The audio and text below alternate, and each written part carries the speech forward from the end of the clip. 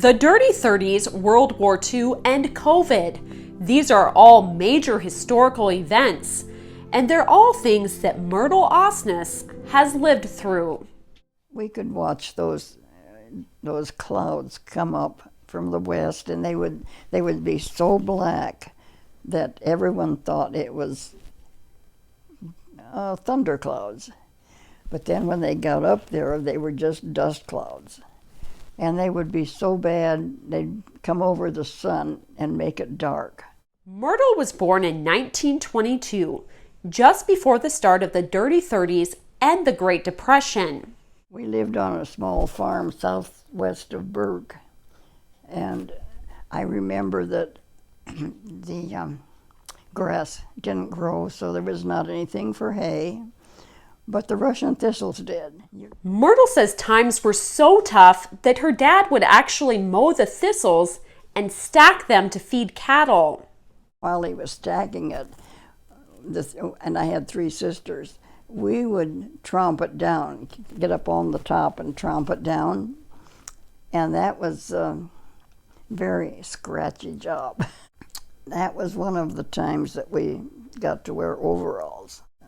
Otherwise, girls didn't wear overalls or pants of any kind. Even though times were tough, Myrtle has fond memories of her childhood, mostly playing with her 3 sisters. During those really, really hot, windy days, and the nights would stay just as hot, we would go out.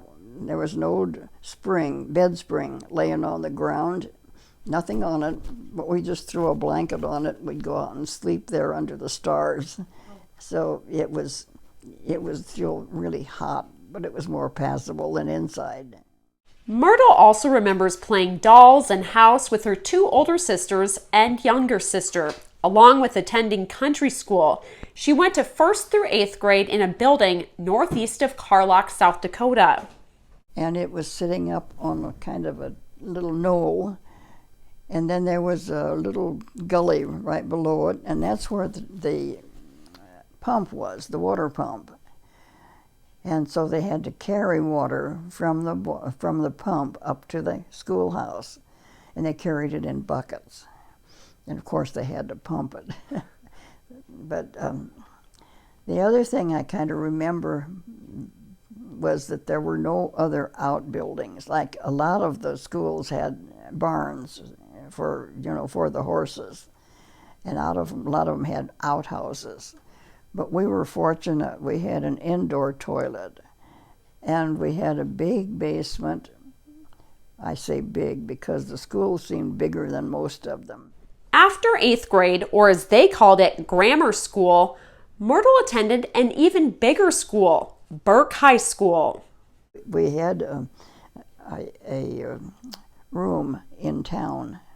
We'd be there, they'd take us up there on Sunday and then come and get us on Friday night. And we'd spend the weekend, and the weekend then was spent with washing clothes and taking baths and that sort of thing that you couldn't really do in town. While plenty of kids didn't attend high school, Myrtle says her parents encouraged it. The only reason that there were a lot of young people that started high school was about the time I did, and that was because the government subsidized the program that would allow it. It cost too much money if the parents had to pay for it themselves. So that was the year 1936 that the subsidies from the government started. Myrtle also broke the mold by finding work outside the home. I got a job, and it was typing records, land records.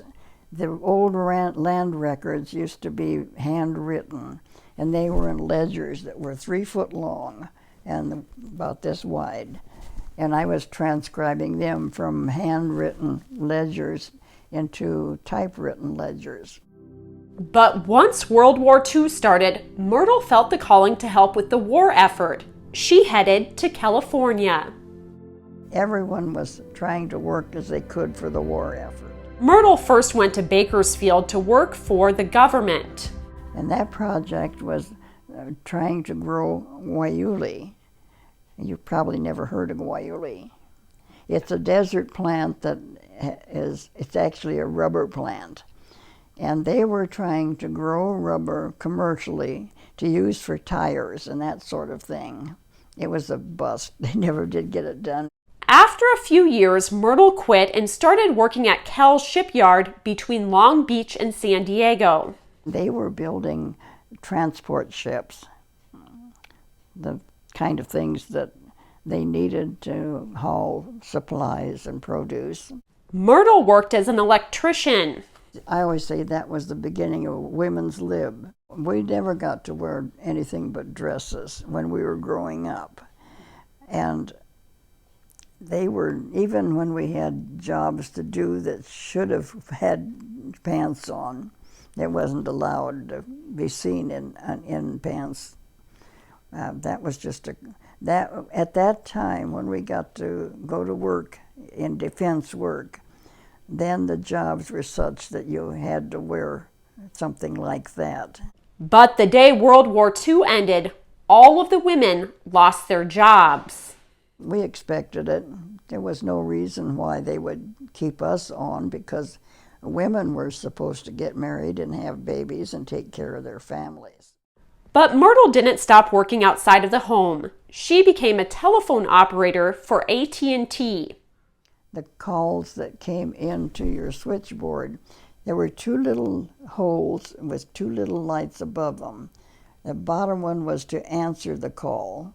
The top one was to connect it to whatever number they wanted.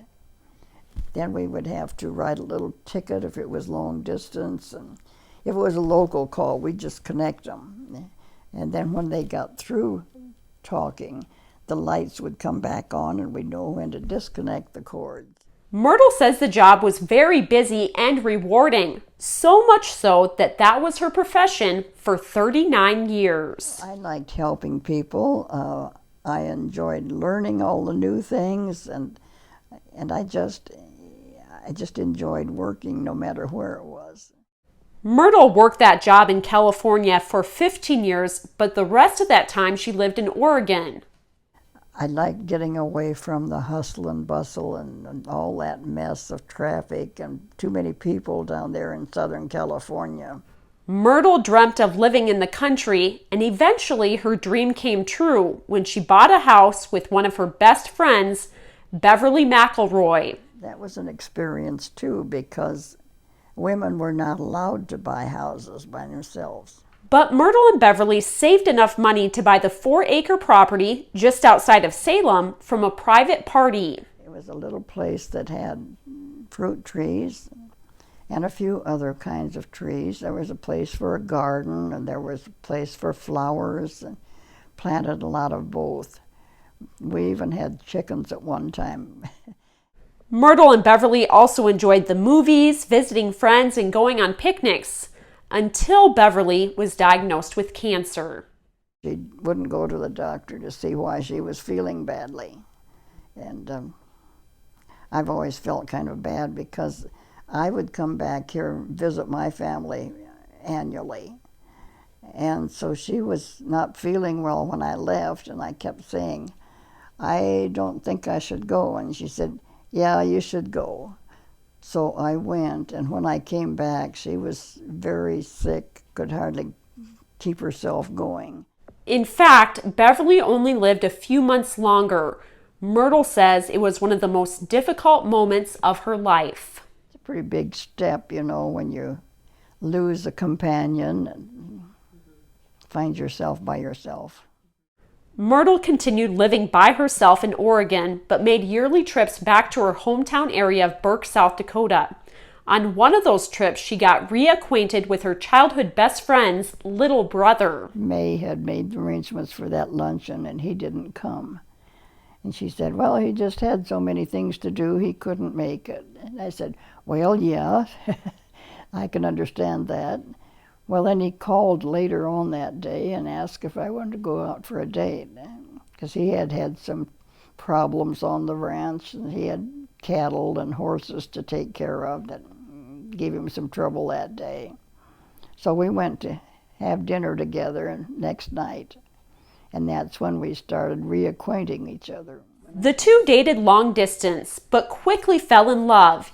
Eventually, Bud Osnes made plans to make the trip to Oregon. He did. He came out in September, and we had a great time. I showed him around all the places that I was liking to do, and we went to the beach, and we went to the city, and we went up into the mountains, and just really enjoyed it. And there was a very favorite park just a few miles from where I lived. We were up there a couple of times, and then one night we planned on going up again that day, and then it rained and it was really nasty weather, so we decided to go to a movie. And we went to one of the early movies. And it was a pretty good movie. Then we come out of the theater and walked to the car. And of course I was doing the driving. And I got in, or we both got in, and I started to back out. And he suddenly said, "Will you marry me?" Very romantic. And I said, "What?" He said, "Will you marry me?" And I said, "Oh, I'll have to think about that." And I was just partly backed out. So I had to go back into the parking spot and park, shut off the engine, and then we talked a little bit. That's when I got engaged, and that was September 9th of 1994.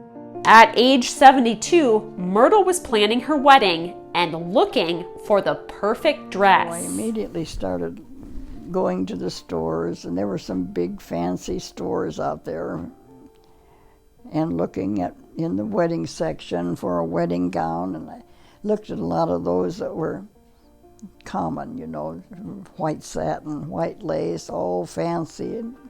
And I said, I don't want that. I'm too old to wear something like that. So then his sister and I had been best friends all our lives.